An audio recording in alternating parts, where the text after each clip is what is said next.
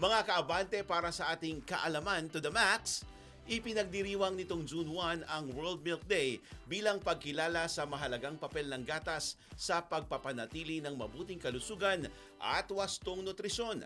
Kasabay nito, hinihikayat ang publiko na gawing bahagi ng pang-araw-araw na pamumuhay ang pag-inom ng gatas upang makatulong sa pagpapalakas ng katawan at pagpapanatili ng healthy lifestyle.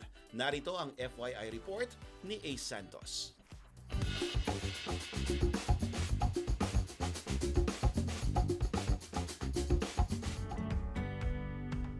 Ipinagdiwang nitong June 1 ang World Milk Day na layuning itaas ang kamalayan sa kalagahan ng gatas bilang bahagi ng masustansyang pang-araw-araw na pagkain. Ayon sa mga eksperto sa nutrisyon, ang gatas ay hindi lamang para sa mga bata kundi mahalaga rin para sa lahat ng edad.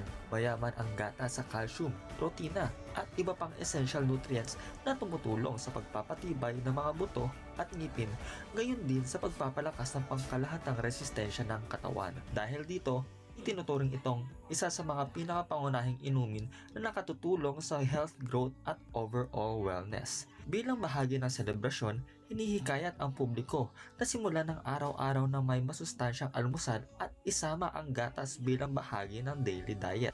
Karaniwang kombinasyon nito ang tinapay tulad ng pandesal o cereal na nagbibigay ng dagdag na enerhiya sa umaga. Ayon sa mga health advocates, mahalaga ring tiyakin ang tamang dami ng pag-inom ng gatas at pagpili ng mas healthy options upang maiwasan ang sobrang asukal o fat intake.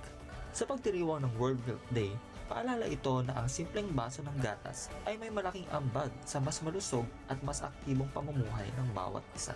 Kaya tara, uminom na tayo ng gatas. Para sa FYI, Ace Santos, Abante. Manatiling nakatutok sa Abante. Sundan kami sa aming mga social media accounts at huwag kalimutang mag-subscribe sa aming YouTube channel DWAR Abante Radio para sa mga eksklusibong balita.